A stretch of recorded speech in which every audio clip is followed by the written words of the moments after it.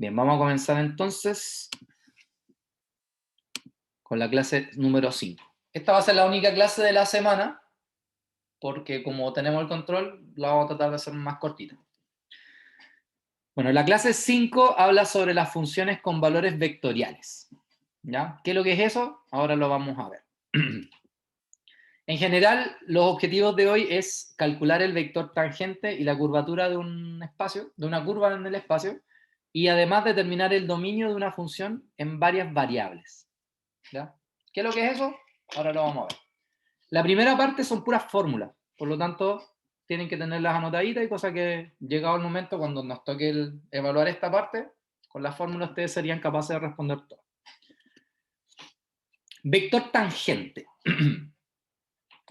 Nosotros sabemos que si yo tengo un vector posición r, la velocidad es la derivada de la posición respecto al tiempo, ¿cierto? Entonces, a eso le llamamos un vector que es tangente.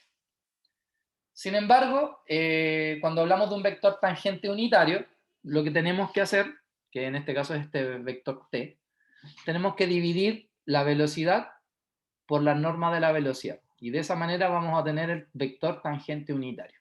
¿Ya? O sea, si yo les digo, les doy una curva y les digo determine el vector tangente unitario, ¿usted qué va a hacer? Va a derivar el vector, va a calcular su norma y luego va a hacer el cociente entre ellos dos. Y de esa manera usted va a tener el vector tangente unitario. ¿Ya? En este caso el vector tangente unitario vendría siendo la línea azul. Recuerden que las derivadas siempre representan las tangentes a las curvas. Entonces, en este caso, como son vectores, representan los vectores tangentes a la curva en cualquier punto de su trayectoria.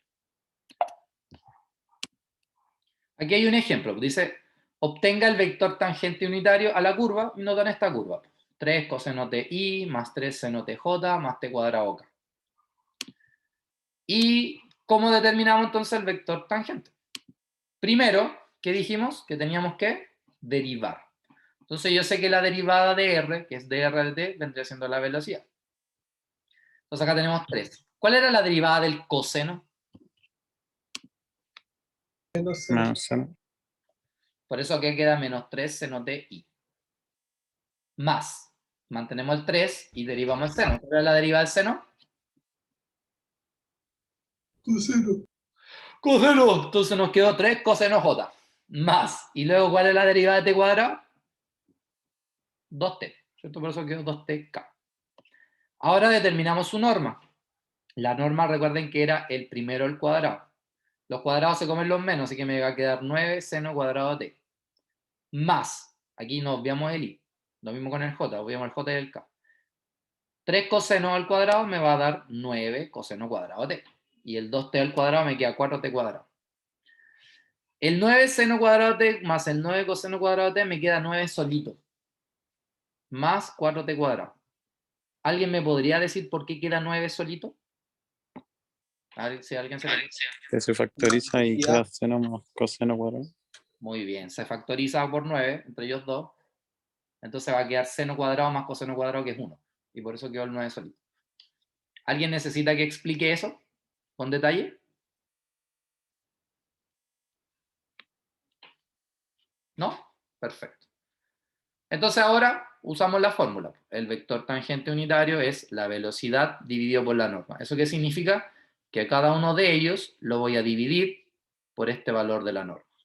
Por eso me quedo menos 3 seno t partido por la raíz de 9 más 4t cuadrado y más 3 coseno t partido por la raíz j más 2t partido por la raíz k. Y así se obtiene el vector tangente de una curva.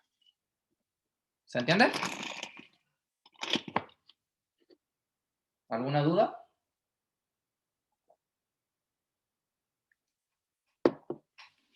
Sí, no, no, sí.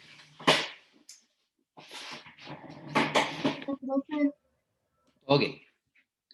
Y así se hace siempre. O sea, cada vez que yo les pida el vector tangente, usted deriva la norma, divide y obtiene el resultado. Y era. ¿Ya? Bien. Curvatura. Dice, si el t es el vector tangente unitario de una curva suave, la función de curvatura de la curva es, y ahí está. Esta es una letra griega, se llama kappa.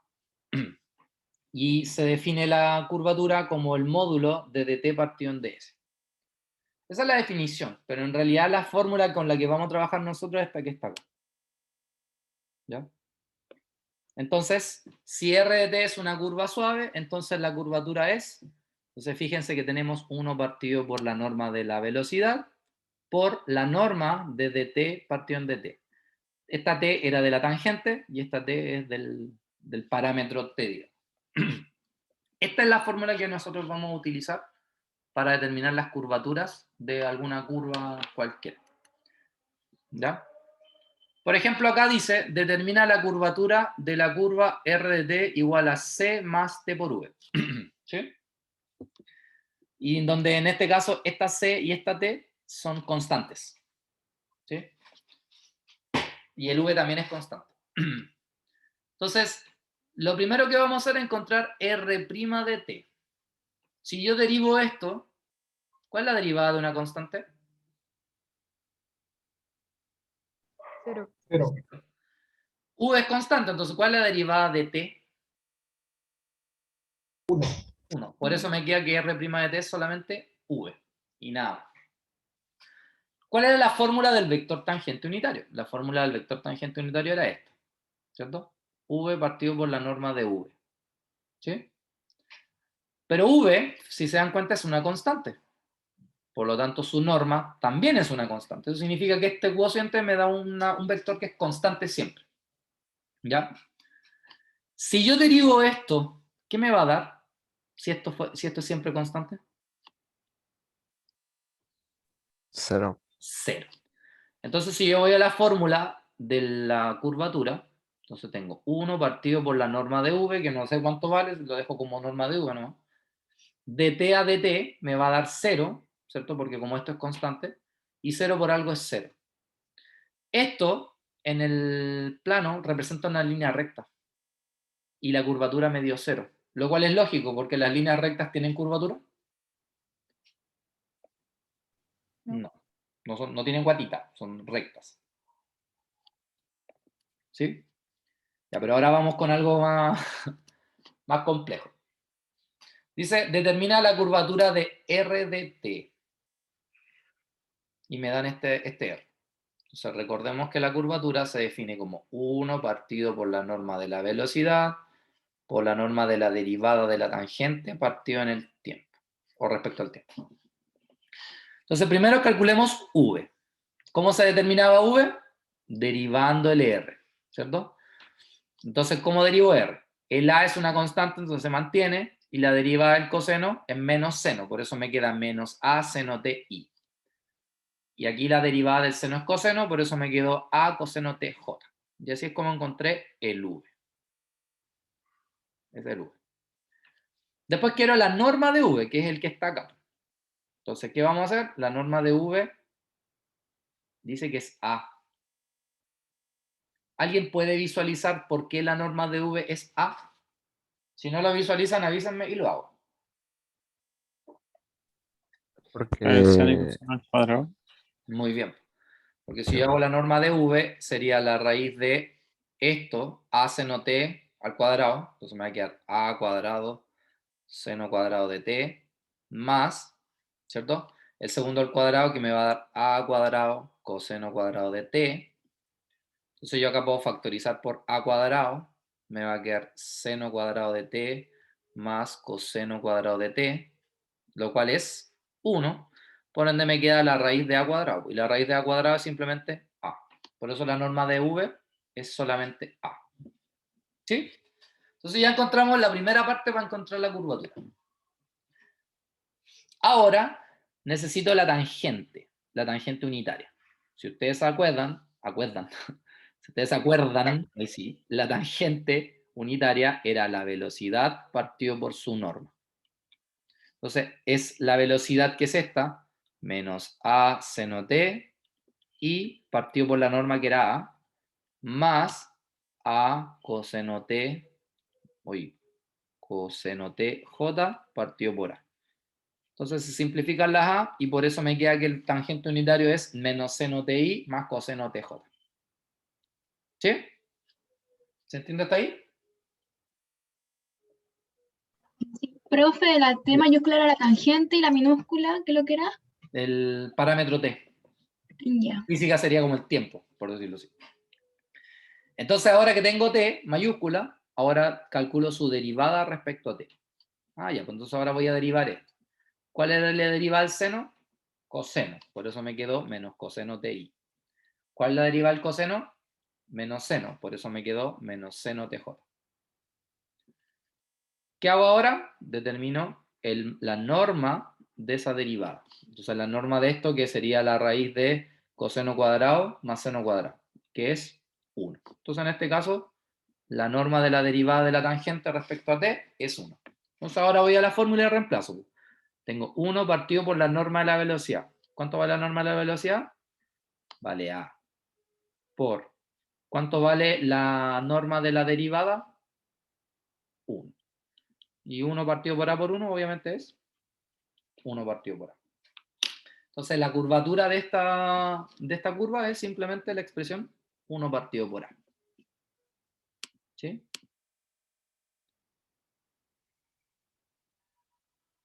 ¿Por qué el tangente unitario se parece a la dirección?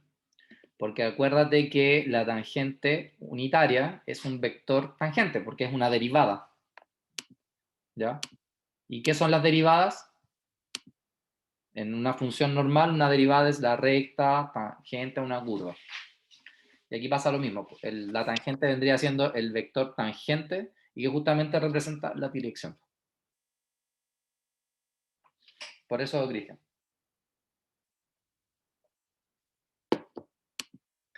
¿Alguien más? Aquí es simplemente seguir la fórmula.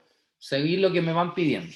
Entonces yo en una prueba, en un control, les voy a dar el R. Entonces yo les digo, ya, determina la curvatura. Entonces del R usted determina el V, del V determina su norma, del V determina quién es la tangente unitaria, de la tangente unitaria la deriva, y luego reemplazan la fórmula del kappa, que es la fórmula de la curvatura. Y así es como se determinan las curvaturas en funciones un poco más complejas de lo normal. Bueno, en matemática, una curva no solamente tiene un vector tangente, sino que también tiene un vector normal. ¿Ya? El vector normal se define de esta forma. 1 partido por la curvatura por la derivada de la tangente respecto a S, que es un parámetro normal en cualquier curva. Para nosotros, ¿cierto? El vector normal se va a definir de esta manera. Esta va a ser nuestra fórmula para determinar el vector normal. Entonces, fíjense que ¿qué vamos a hacer? Vamos a determinar la derivada de la tangente respecto al tiempo, le vamos a calcular su norma y los vamos a dividir. Y de esa manera vamos a tener el vector normal.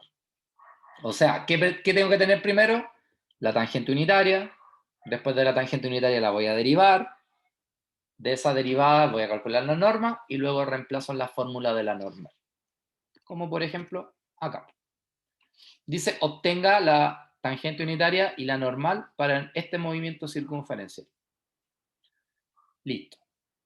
¿Qué vamos a hacer primero? Encontrar t. Entonces recordemos que t se definía como la velocidad partido por su norma. Ah, ya, entonces la velocidad, recordemos que es la derivada de la posición. Entonces, ¿cuál era la derivada del coseno? Menos seno. ¿Por qué apareció ese 2? A ver si alguien se acuerda. Por la regla de la cadena. Por la regla de la cadena. Una vez que derive el coseno, ahora derivo el 2t. Y la derivada de 2t es 2. Por eso quedó ese 2 ahí. Se uní. Más, sé que la derivada del seno es coseno y la derivada de 2t es 2. Por eso tengo 2 coseno t j. Entonces, primer paso de negociación, encontré la velocidad. Entonces tengo el de arriba. Me falta el de abajo. ¿Cómo determino el de abajo? Con la norma. ¿Cómo se determinaba la norma? La raíz de esto al cuadrado. 2 seno t, seno de 2t al cuadrado me va a quedar 4 seno cuadrado de 2t. Más 2 coseno de 2t al cuadrado me va a quedar 4 coseno cuadrado de 2t. Factorizo por 4, me va a quedar un seno cuadrado más coseno cuadrado que es 1. Por ende me va a quedar la raíz de 4. Y la raíz de 4 es 2. Entonces de esa manera encontré la norma de la velocidad. Entonces con la velocidad y la norma puedo obtener el vector tangente, que es la primera parte de lo que me están pidiendo acá. Entonces fíjense que en el fondo lo que tengo que hacer es dividir este 2 a toda esta expresión. Entonces si yo divido por 2, se va a ir el 2 y me va a quedar menos seno de 2t y aquí se va a ir el 2 y me va a quedar coseno de 2t j. Entonces ya encontré el vector tangente. Se dan cuenta que siguiendo la fórmula y siendo ordenadito voy a llegar siempre al resultado correcto sin ningún problema. ¿Se entendió hasta acá cómo llegamos al vector tangente unitario? Sí, se entiende. Listo. Ahora vamos a determinar la normal. Entonces, según lo que vimos recién, la normal se define como la derivada de la tangente partido, o sea, respecto al AT, partido por la norma de dicha derivada. Entonces, lo primero que vamos a hacer es calcular el. ¿Cómo? Derivando. Entonces, vamos a derivar t. Aquí lo mismo. La derivada del seno es coseno. ¿Por qué apareció el 2? Por regla de la cadena. ¿Ya? Después la derivada del coseno es menos seno. ¿Y por qué apareció el 2? Por la regla de la cadena. Y ahí encontramos la derivada de la tangente respecto a t. Tenemos la parte de arriba. Nos falta la parte de abajo. La parte de abajo es la norma, ¿cierto? Que en este caso es 2. ¿Por qué?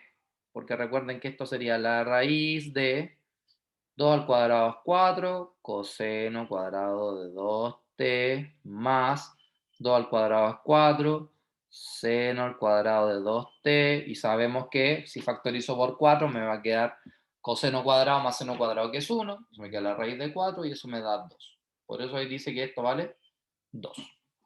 Por lo tanto encontré la parte de abajo. ¿Qué tengo que hacer ahora? Dividir.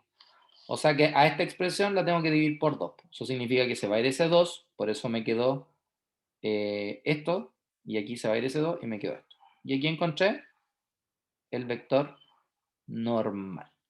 Entonces, esa y esa son las respuestas. Sin embargo, podemos hacer un trucazo acá, que es hacer el producto punto entre t y n. ¿Ya? Entonces, si yo hago el producto punto entre t y n, recuerden que el producto punto es el que acompaña el i con el que acompaña el i, el que acompaña el j con el que acompaña el j. Entonces yo multiplico, menos por menos me da más, seno de 2t por coseno de 2t es seno de 2t por coseno de 2t. Más coseno de 2t por el menos seno de 2t. Y ahí me quedo menos seno de 2t coseno de 2t. ¿Qué va a pasar acá? Que como son iguales, la suma me va a dar 0. ¿Alguien se acuerda qué significa que el producto punto entre dos vectores me dé 0? Que son Ortogonales. Eso eso significa que la normal y la tangente son siempre ortogonales. Es una propiedad importante que tiene la tangente con la normal, que son siempre ortogonales entre sí, o perpendiculares si queremos llamarlo de forma generalizada. ¿Sí? ¿Hasta acá? ¿Alguna duda?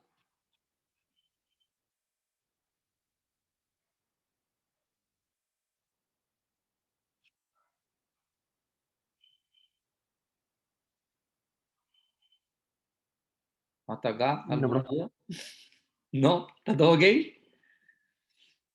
Por lo tanto, acá hay que marcar, hay que anotar las fórmulas que les dije. ¿Ya? Esa,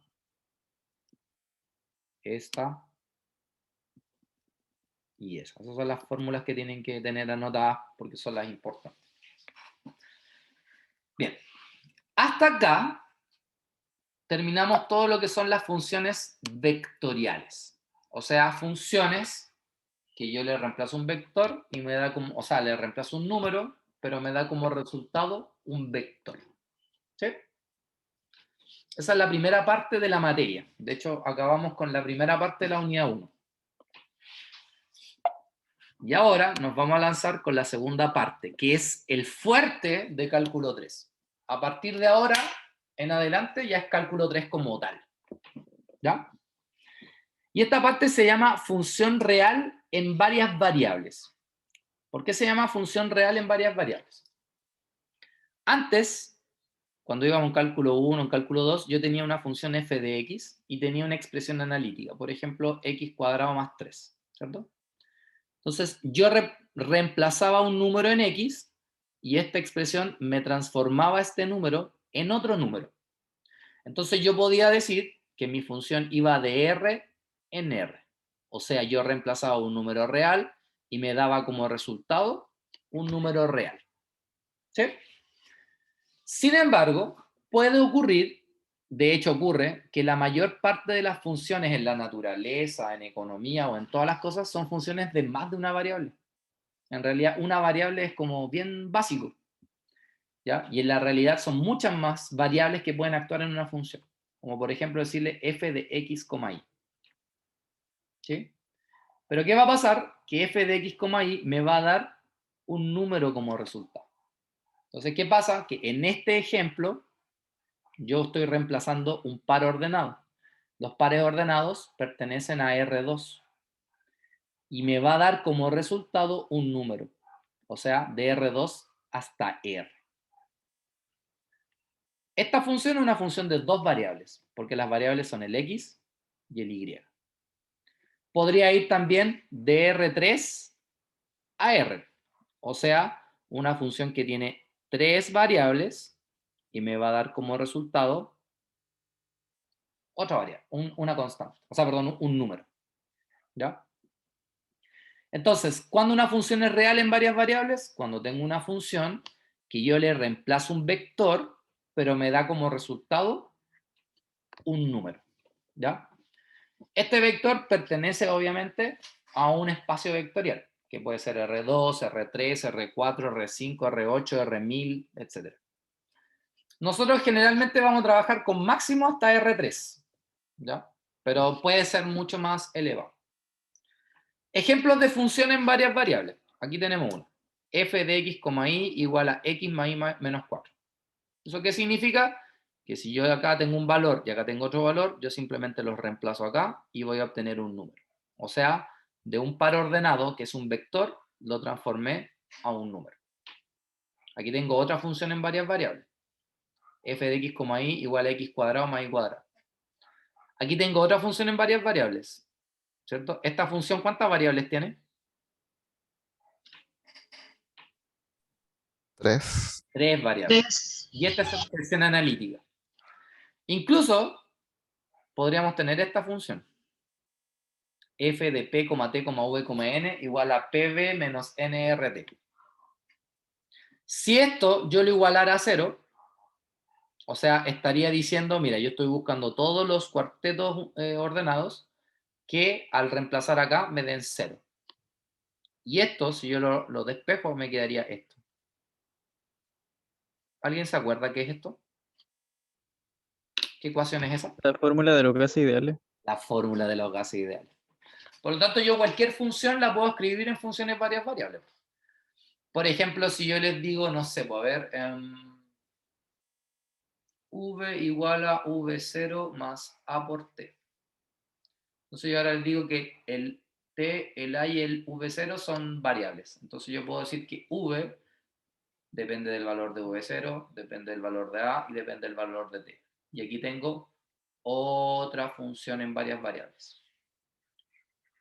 Pero ¿qué pasa en física, por ejemplo? Que el V0, el A, tienden a ser constantes para un ejercicio específico. Y la única variable de la cual dependen realmente es del tiempo. Por eso es que esta función de tres variables se puede transducir a una sola. ¿Sí? De hecho, la ecuación de los gases ideales no se determinó de esta forma. ¿Por qué? Porque un gas depende de la presión que tiene, del volumen que tiene y de la temperatura que tiene. Entonces, ¿pero qué pasa? Que el tener una función de tres variables implica que tenemos que trabajar en el espacio. Y un análisis en el espacio es mucho más difícil que un análisis en el plano. Entonces, por ejemplo, ¿qué hicieron? La ley de Boyle, la ley de Gay-Lussac y la ley de Boyle, Gay-Lussac, ¿y cuál era el otro? Charles. La ley de Charles. Lo que hicieron ellos fue decir, mira, nosotros vamos a analizar qué pasa con un gas cuando yo varío la presión, el volumen, pero mantengo la temperatura constante. Otro dijo, mira, yo voy a variar la presión, voy a ver qué pasa con la temperatura, pero voy a mantener el volumen constante. Otro dijo, mira, yo voy a variar el volumen con la temperatura y esto lo voy a hacer a presión constante. ¿Cachai? Y de estas tres leyes se concluye esta que es de varias variables. O sea, un análisis en varias variables se puede hacer en 2 dimensiones, que es más sencillo, y luego extrapolarlo a una función de más variables, que es lo que generalmente se hace. Cuando tenemos un análisis de muchas variables, tratamos de dejar constantes algunas para que se simplifique el análisis de esto. Si ustedes se acuerdan, cuando yo decía f de 2 y me daba 5, ¿cierto? Al 2 se le llamaba preimagen y al 5 se le llamaba imagen. Entonces, ¿cómo yo puedo encontrar imágenes en funciones de varias variables? De la siguiente forma. Por ejemplo, yo le digo f de x, y igual a x menos 5, y. Esta es su función analítica. Y ahora les digo, determinen la imagen del f de 0,3. ¿Qué es lo que van a hacer? Lógicamente el 0 es el que adopta el valor de x y el 3 es el que adopta el valor de y. Entonces, donde dice x voy a colocar 0 y donde y voy a colocar 3. Entonces, 0 menos 5 más 3 es menos 2. Este punto es del plano, pero todo esto representa un punto en el espacio, con 3 coordenadas. ¿Cuáles van a ser las coordenadas? El 0, el 3 y el resultado, el menos 2. Por ejemplo, acá tenemos f de x, y igual a x cuadrado más y cuadrado. Entonces yo quiero que determinen la imagen del f de 3,4. Entonces, ¿qué significa? Que es la raíz de 3 al cuadrado más 4 al cuadrado, que sé que es 5.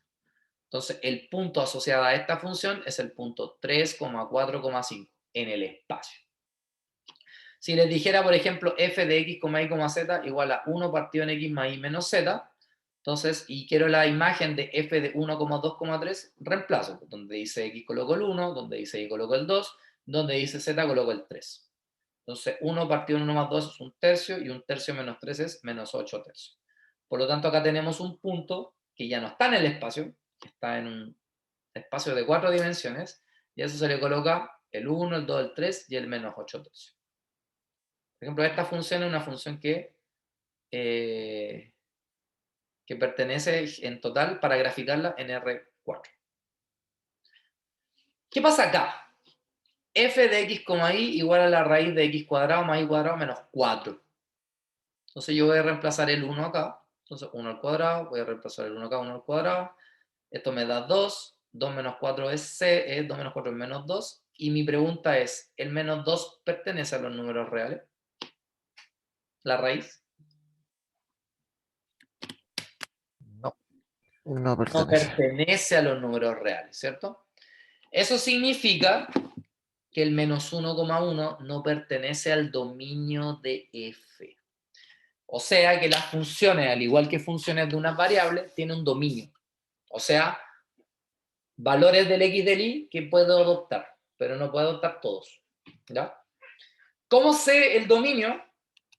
Porque lo que tengo que analizar para el dominio es saber qué valores o qué pares de valores puedo reemplazar en la función para que me dé un resultado definido en los reales. A su vez, el recorrido es el conjunto de resultados que me da. ¿Cuál es la diferencia? Que el dominio siempre va a estar asociado a R2 o a R3 o a R4, en fin, o un subconjunto de ellos, o sea, un conjunto más pequeño. Pero el recorrido, recordemos que son los resultados. Y como definimos al principio, el resultado de una función en varias variables me va a dar un número. Por lo tanto, el recorrido siempre va a ser o los reales, o un intervalo, etc. Entonces, lo que vamos a hacer ahora son ejemplos para más o menos analizar cómo determinar el dominio y el recorrido de ciertas funciones. ¿Ya? Entonces, acá quiero que coloquen harta atención. ¿Ya? Lo primero que tengo que entender es que el dominio, como pertenece a, por ejemplo, en este caso R2, yo lo puedo graficar. ¿Ya? En este caso la función es x, y la función es 2x más 3. Entonces, mi primera pregunta es, ¿hay alguna restricción para los valores de x e y? No. No. Por lo tanto, mi dominio de f es R2. O sea, yo puedo elegir cualquier punto del plano R2 para reemplazar acá. ¿Qué me va a dar como resultado? Un número real. Y como puedo usar todos los pares ordenados, significa que mi recorrido va a ser los números reales. ¿Ya? ¿Cómo sería la gráfica? Simplemente gráfico el eje X, el eje Y, y tendría que tomar todo el plano. ¿Ya? Por eso lo dibujé como con un cuadradito con zonas plomo. En realidad es todo. ¿Se entendió este primer ejemplo?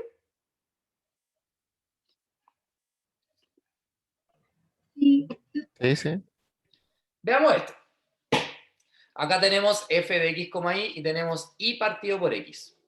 Entonces pregunta, ¿puedo utilizar cualquier valor de x y de y? No. No, porque como hay un x en el denominador, yo sé que el denominador tiene que ser distinto de 0. Por lo tanto, ¿quién va a ser mi dominio? Mi dominio van a ser todos los x, y pertenecientes a R2, tal que se cumple con una condición. ¿Cuál es la condición? Que el x tiene que ser distinto de 0. ¿Cuál va a ser la gráfica asociada a este dominio? Entonces yo me pregunto, ¿cuál es la recta x igual a 0 en el plano? ¿El eje? Eje Y. El eje Y, ¿cierto? Por lo tanto, mi dominio es todo el plano x, y, a excepción del eje Y. Por eso, si se dan cuenta, el eje Y está punteado. O sea que yo puedo tomar cualquier punto de acá, menos los puntos que están sobre el eje Y. ¿Cuál va a ser mi recorrido? Igual van a seguir siendo todos los reales, porque tengo un sinfín de números que puedo reemplazar acá, y por ende va a abarcar a todos los números reales en general. ¿Sí? ¿Se entendió cómo se determinó el ejemplo 2?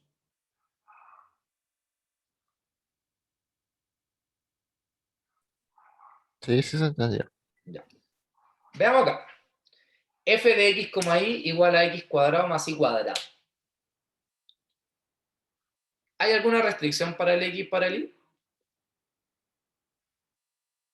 Ninguno. Por lo tanto, el dominio es R2. O sea que yo puedo utilizar todos los valores del plano cartesiano. Sin embargo, x cuadrado más y cuadrado es siempre mayor o igual a 0. Por lo tanto, mi recorrido ya no son todos los reales. Mi recorrido va a ser solamente los reales positivos, incluido el 0. ¿Por qué? Porque esta suma nunca me va a dar negativa. No puede ser los reales. ¿Sí? Ojo, lo que se grafica es el dominio, no el recorrido. ¿Se entendió?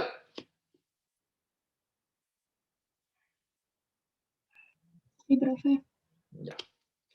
Ya, pero compliquemos la vida, pues si la vida no puede ser tan fácil todo siempre. F de x, y es igual a la raíz de 25 menos x cuadrado menos y cuadrado.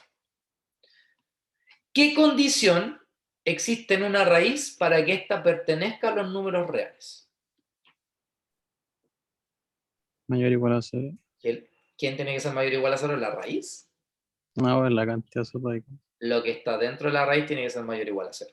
Por ende, 25 menos x cuadrado menos y cuadrado tiene que ser mayor o igual a 0. Entonces, si yo esto lo ordeno, me va a quedar x cuadrado más y cuadrado menor o igual a 25. ¿Cierto? ¿Qué es lo que es x cuadrado más y cuadrado igual a 25? Obviando un poco la desigualdad. Una circunferencia de radio 5. Entonces, ¿cómo se escribe el dominio de forma de conjunto? Entonces, mi dominio son todos los x, y pertenecientes a R2, tal que se cumple esta condición. X cuadrado más y cuadrado menor o igual a 25. ¿Cómo se grafica? Voy al plano, ¿cierto? Dibujo la circunferencia.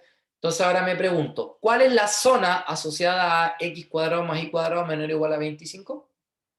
¿Lo que está dentro o lo que está fuera de la circunferencia? Lo que está dentro. Lo que está dentro. Y como es menor o igual, también consideramos... Puta, mi pulso es más malo que... Pero se entiende que también se considera el borde. ¿Qué hubiera pasado si esto hubiera sido x cuadrado más y cuadrado menor a 25? No es este caso, pero ¿qué hubiera pasado en ese caso? ¿Cómo se dibujaría el dominio? Con el No borde se considera el punteado. borde. Con el borde punteado, ¿cierto? El borde punteado y pinto lo que está dentro. Esa sería la gráfica de eso. Súper. Si Entonces al acá revés, profe, es todo lo que está exterior, ¿no? es todo lo que está afuera. Justamente. ¿Ya? Por ejemplo, si hubiera sido mayor o igual, es todo lo que está afuera más el borde de la circunferencia. Y si hubiera sido solo mayor, lo que está afuera sin tomar el borde. Bien. ¿Cuál sería el recorrido acá? Aquí vamos a tener que acordarnos un poco de inecuaciones. F de x, y es como un z para nosotros. De hecho, el f de x, el x, y me da los puntos en el plano y su resultado me da un valor de z. ¿Ya? Entonces, en este caso, si yo me fijo, delante de la raíz cuadrada hay un signo positivo, que no se escribe. Por ende, yo sé que z es mayor o igual a 0. Solo tengo que tener clarísimo. Tomo la expresión y la elevo al cuadrado para eliminar esa raíz. Entonces, me va a quedar z cuadrado igual a 25 menos x cuadrado menos y cuadrado. Entonces, ¿qué voy a hacer? El x cuadrado con el y cuadrado lo voy a pasar para allá y el z cuadrado lo voy a pasar para acá. Entonces, me va a quedar x cuadrado más y cuadrado igual a 25 menos z cuadrado. Como yo sé que x cuadrado más y cuadrado es mayor o igual a 0, por lógica, lo que está al lado derecho también tiene que ser mayor o igual a 0. Entonces yo multiplico por menos 1 para que quede z cuadrado positivo y por ende me queda z cuadrado menos 25 menor o igual a 0. Factorizo el z cuadrado menos 25 que me queda z menos 5 y z más 5 menor o igual a 0. Y si me acuerdo de inecuaciones, esto pertenece a esto que está acá.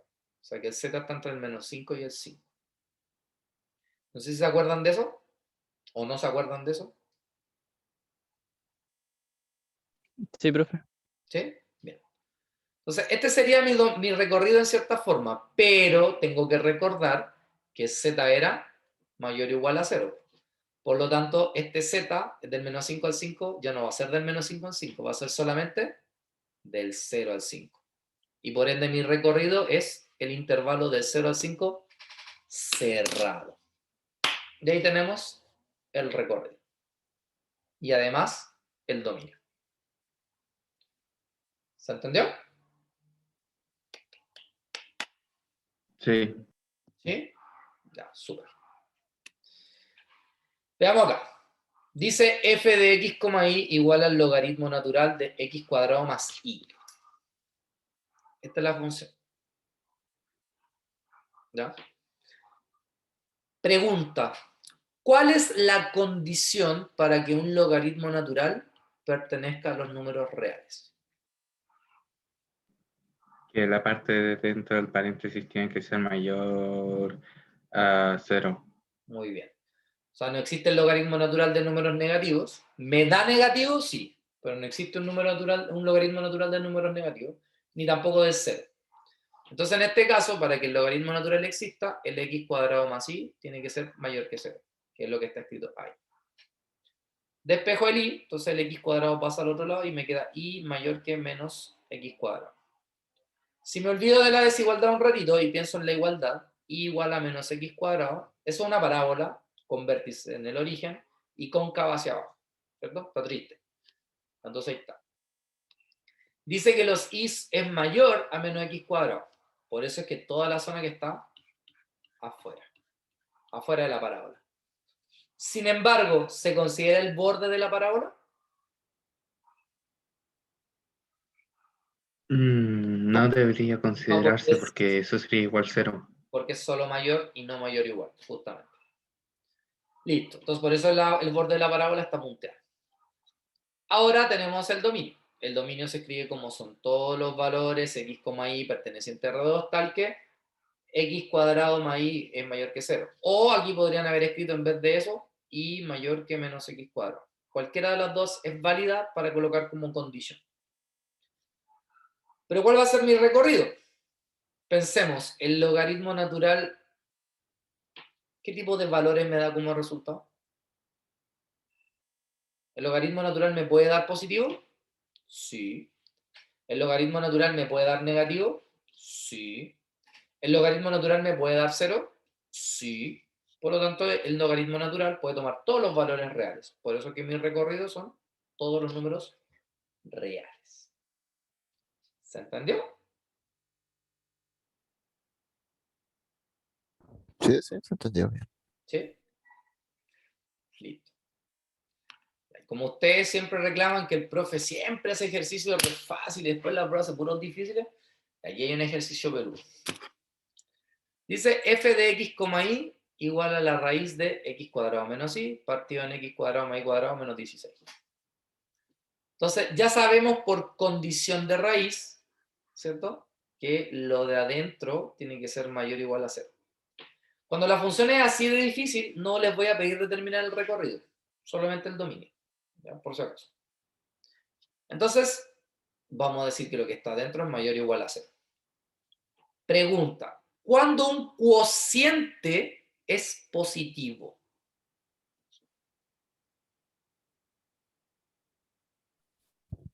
Cuando son del mismo signo. Cuando los dos son positivos o los dos son negativos, ¿cierto? Como es mayor o igual, ¿cierto? También podrían ser 0, pero como el denominador nunca es 0, entonces el de abajo o es positivo o es negativo, nunca 0.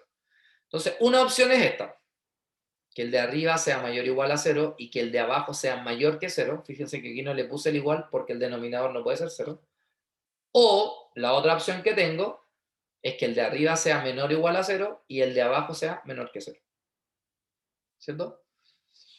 De acá yo puedo despejar. Entonces, por ejemplo, acá el hilo paso para acá y me queda que y va a ser menor o igual a x cuadrado, que es eso que está ahí. De acá el 16 lo puedo pasar para allá y me va a quedar que el x cuadrado más y cuadrado tiene que ser mayor que 16.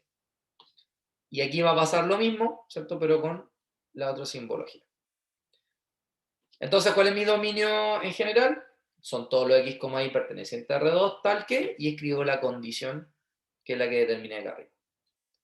La pregunta es, ¿cómo grafico esto? Entonces lo vamos a hacer por partes. Primero vamos a graficar esto. ¿Ya? Entonces, y menor o igual a x cuadrado.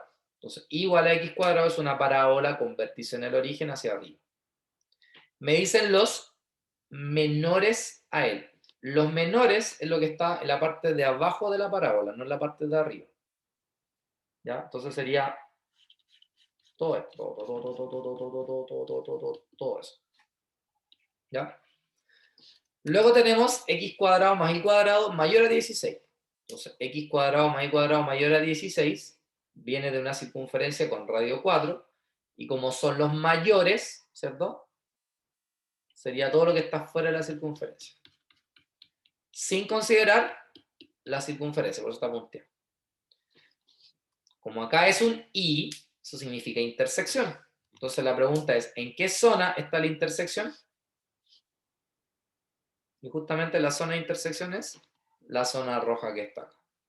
Todo esto es el dominio de esa partecita, de esto no. ¿Sí? ¿Se entendió? Todavía no terminamos, pero ¿se entendió esta parte? Sí, sí, sí, se entendió. Ya, perfecto. Sí, profe. Ahora, ¿ah? Nada, se entendió. Ah, ya. Vamos a la segunda parte. Esta es la segunda parte. ¿Ya? Y mayor o igual a x cuadrado, ya sabemos que es una parábola con vértice en el origen. Y como son los mayores o igual a la parábola, es la parte de arriba de la parábola. ¿Ya? Que en este caso sería todo esto de la parábola. Considerando la parábola. Luego tenemos la circunferencia. Y como es lo menor, es lo que está dentro de la circunferencia, sin considerar el borde. Entonces, la pregunta es, ¿dónde está la intersección de esto? Justamente en esta partecita roja. Entonces, ahora me fijo que acá hay un no. Entonces, ¿qué tengo que hacer? Unir esa zona con esa. Si se dan cuenta, en el fondo es esto agregado con esto que está acá. Por lo tanto, el dominio sería esa gráfica. Aquí no pude puntear la circunferencia, por eso está así, pero en realidad debería ir puntear.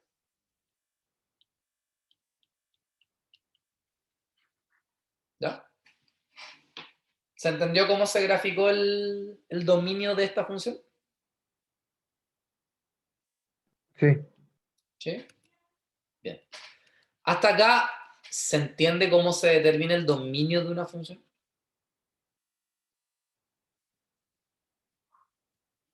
Va, me fui para otro lado. Sí, sí se entiende. Bueno, para eso tengo que conocer las propiedades de las funciones en general, tengo que saber las curvas en general cómo son para poderlas graficar, y con eso estoy al otro lado. Ya. Sin embargo, yo hace poquito les enseñé las superficies cuadráticas, ¿cierto? Como por ejemplo, yo les decía z igual a x cuadrado más y cuadrado, ¿cierto? Y ustedes decían, esto es una paraboloide, ¿cómo se llama? Una paraboloide elíptica, etc. ¿Cómo yo podría graficar una función? Cuando yo tenía una función de una variable, ¿cierto? Entonces yo decía f de x igual a, no sé, x cuadrado más 3. A ustedes le enseñaron a hacer una tablita, ¿cierto? Entonces ustedes le daban los valores al x, encontraban los y, luego graficaban los puntos y después ustedes unían. Esa era la gráfica. Ya después, sabiendo cómo era la función, graficaban de manera pictórica, o sea, así como a la rápida. ¿Creen que es viable acá darle valores al x, y y que me dé un valor de z? Cierto punto. ¿Se imaginan cuántos puntos tendría que determinar en el plano para después determinarlo en el espacio para que me dé una curva como esta? Una superficie como esta. Por eso dije hasta cierto punto. Es demasiado. Entonces, tenemos que buscar una técnica que me permita graficar una función en varias variables, ¿cierto? Pero que no sea tan compleja. Entonces hay una técnica que se llama las curvas de nivel, ¿ya? ¿Por qué se llaman curvas de nivel? Porque primero que todo son curvas que se dan en el plano, ¿ya? Entonces, por ejemplo, no sé, una elipse. Entonces tengo esta elipse acá, ¿ya? Después tengo otra elipse acá. Después tengo otra elipse acá. Y después tengo otra elipse acá. Entonces, ¿ahora qué hago? Tomo esta elipse última y como que la estiro hacia arriba. Y así se forma en el espacio esta función que está acá. Fíjense, aquí hay como circunferencias, la levanto y se forma la figura. Entonces, las curvas de nivel, ¿cómo las obtengo? Simplemente a la función f de x, y, o sea, f de x, y, al z yo le voy a dar un valor constante. Este valor constante obviamente tiene que estar relacionado con el dominio de la función, con el dominio y el recorrido de la función, ¿ya? Entonces, ¿ahora qué hago? Como yo le doy un valor acá, yo voy a poder graficar la función en el plano. En el fondo lo que yo hago es esto. Acá tengo un plano, cuando z vale 1, o sea 0. Cuando z vale 1, tengo otro plano. Cuando z vale 2, tengo otro plano. Entonces, como en cada plano voy a dibujar una curva, lo que yo hago después es unir las curvas. Eso es lo que se hace en el fondo con las curvas de nivel. O sea, se dibujan curvas en distintos planos y después se traza como una superficie en general. Lo que hacemos nosotros en realidad es más que graficar así como en cada plano, lo graficamos todo en un solo plano. Y después como que lo levantamos hacia arriba. Y ahí tenemos la gráfica. ¿Ya? Si la función fuera de 3 variables, ya no se llamarían curvas de nivel, se llamarían superficies de nivel. Pero de por sí graficar una curva de nivel para determinar la superficie es complejo, porque tengo que hacer varios pasos. Imagínense graficar una superficie en R4, que por si fuera poco no se puede aquí en el plano.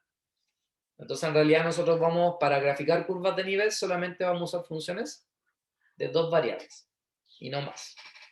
¿Ya? Como por ejemplo este caso. F de x, y igual a x más y.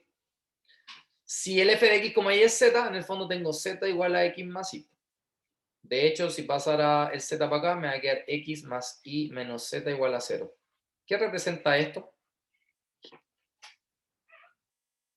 ¿La ecuación de qué cosa?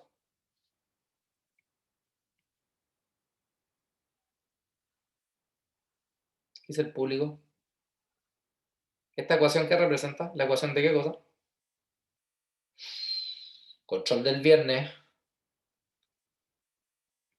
¿Esta ecuación qué representa? ¿La ecuación de qué? Una línea de espacio. Todo se derrumbó dentro de mí. ¿Qué representa esa ecuación en el espacio? Tráigame un cuchillo. Acá, directo al corazón.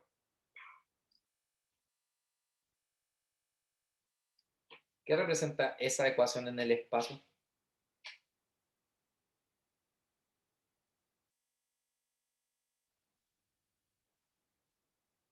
Estoy a punto de matarme. ¿Qué representa esa ecuación en el espacio? ¿La ecuación de la recta o no? Parábola. Me voy a quemar. Cilindro. ¿La ecuación de qué? ¿Hiperboloide? ¡Ay! Cilindro. ¿Cómo? A ver, dale en el chat. Una ecuación en R3, sí, pero ¿qué representa? Me han dicho recta, paraboloide. De puro cagado no me han dicho una silla de montar. Circunferencia. Esto no hay nada al cuadrado para que sea una circunferencia. Y por si fuera poco en el espacio no hay circunferencia, hay cilindros. A ver, ¿qué puso? Una normal. Me voy a morir. Me voy a matar. Ya, pues. ¿Qué representa esa ecuación en el plano? O sea, en R3. No, no hay ningún vector ahí. ¿Qué representa esa ecuación en el espacio?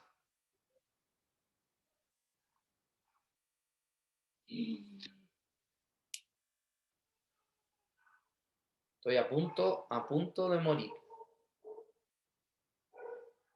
Una décima para el que me lo responda. Para la prueba. ¿Qué representa la ecuación ¿Un de cilindro? esa ecuación? Un cilindro, po. Por intentarlo. ¿Qué? ¿Por ahí lo escuché? Una distancia, sí, por si acaso. ¿Cómo? ¿Qué representa? Por ahí lo escuché. Alguien lo dijo como bajito. La ecuación. Profe, ¿no es la ecuación del plano? ¿O no? ¿No? Listo, ¿tu nombre? Constanza Carrasco. Ya. Me acuerdo para la primera Claro, prueba que claro. tenía una décima de más. Gracias. La ecuación del plano, po. Ya, ¿dónde hay el cilindro ahí? Pues, si un cilindro viene de una ecuación súper cuadrática. Ahí no hay ningún término cuadrado. Paraboloide, pues, y ya se fueron al chancho. Una ecuación de un plano, todo picante, todo rasca. Entonces, esto representa la ecuación de un plano. La pregunta es cómo yo lo podría graficar utilizando la técnica de curvas de nivel, porque en realidad es una técnica.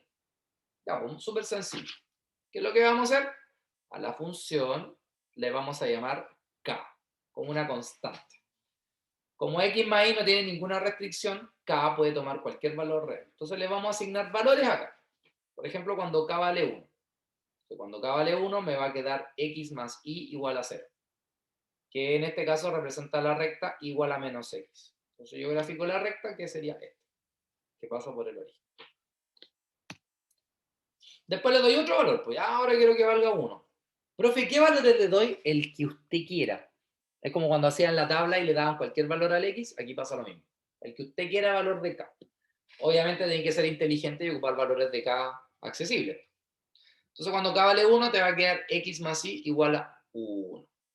Pasa ahí el x al otro lado y te va a quedar que y igual a menos x más 1. Esta es una recta de pendiente negativa y que corta en el 1. Paralela a la anterior. Eso sería una cosa así.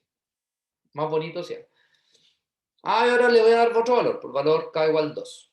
Entonces voy a tener y más x más y igual a 2.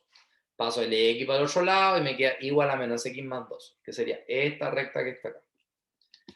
Le podría dar otro valor k, menos 1. Entonces me va a quedar x más y igual a menos 1. El x pasa restando, me va a quedar esa ecuación y ahora tengo esa recta. Entonces lo que voy a hacer ahora es graficar todas las rectas en el plano XY. Entonces una era esa, la otra era esa, la otra era esa, la otra era esa. Entonces ahora lo que voy a hacer imaginariamente es como elevar esto como una recta sobre la otra y me va a dar un plano. En el fondo eso es lo que hice. Es como que estas rectas estuvieran dibujadas acá abajo y ahora las levanté. Entonces ahora que las levanté, se forma ese plano ahí. Y ahí tengo la ecuación del plano. Esto está bien feito dibujado, pero ahí tengo la ecuación del plano utilizando las curvas de nivel. ¿Se entendió?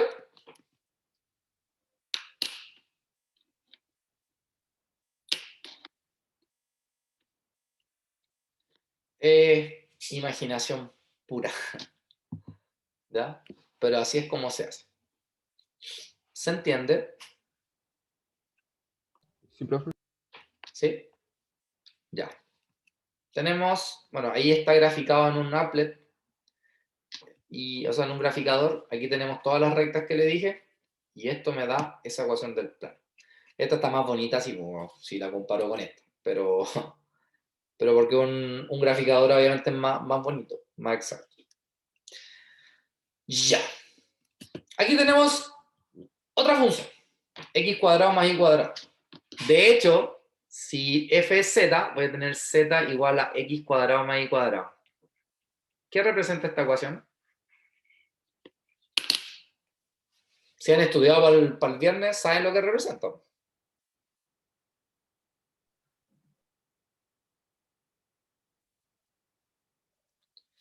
Un plano. ¿Qué representa esa ecuación? Un cilindro en el espacio. Circunferencia en un plano. ¿Un O mejor dicho, cilindro? No, no es un cilindro. Recuerden que un cilindro es una expresión de la forma g de x, y igual a c. O g de x, z igual a c. O sea, una función que contiene dos variables de las tres dentro de su ecuación. Así. Por ahí alguien escribió en el chat. A ver. ¿Qué puso en el chat? Cristian Arce dijo que era paraboloide elíptico. Paraboloide elíptico. Mesnamente. Un paraboloide elíptico. En realidad este es un paraboloide más circunferencial que elíptico, pero sí, viene de ahí, digamos. Entonces, yo ya me sé su gráfica, pero la pregunta es cómo la puedo graficar utilizando las curvas de nivel. Ah, ya, pues entonces tengo f de x, y igual a x cuadrado más y cuadrado. Entonces al f le voy a llamar ahora k. Por eso quedó la expresión x cuadrado más y cuadrado igual a k. ¿Cierto? K no puede ser negativo porque viene de una suma, perdón, coronavirus, viene de una suma de dos números positivos. Entonces, K tiene que ser positivo sí o sí. ¿Qué pasa si K valiera 0? Si K vale 0, voy a tener x cuadrado más y cuadrado igual a 0. Y el único punto que satisface esa ecuación es el 0,0. O sea, ahí está. Después, si K vale 1, voy a tener x cuadrado más y cuadrado igual a 1. Y esto es una circunferencia de radio 1, que es la que está ahí.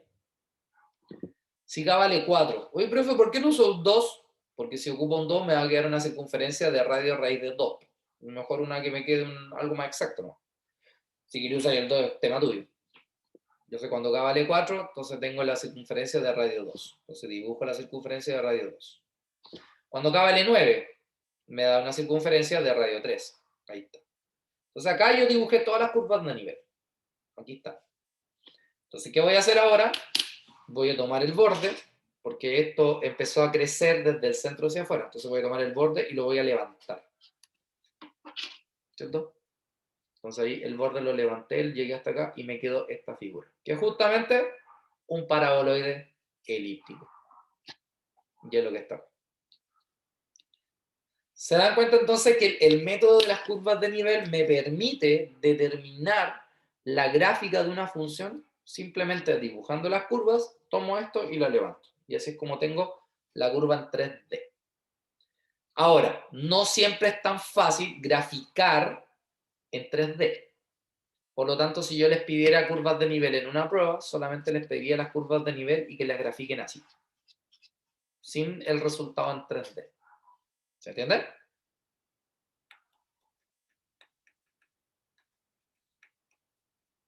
Sí, profesor, ¿se entiende? No, profesor, no se entiende. O sea, solamente nos está dejando la opción bonita de dibujar. Claro, no voy a ser tan desgraciado para hacerles dibujar en 3D. Si yo con suerte dibujo palos, voy a pedirle en 3D. Y esa es la clase de la semana. ¿Ya? Ya la próxima semana vamos a trabajar con límites de funciones. Esta es la semana que viene, es pero fenomenal. Dígame. Pero, siendo sincero, usted sería el que sufriría con nuestros dibujos, así que si usted lo quiere hacer más simple. Puede ser que sufriría, pero no, yo tampoco soy... Igual yo no lo hago, yo no dibujo bonito, así que en realidad no les podría pedir algo que yo no puedo hacer.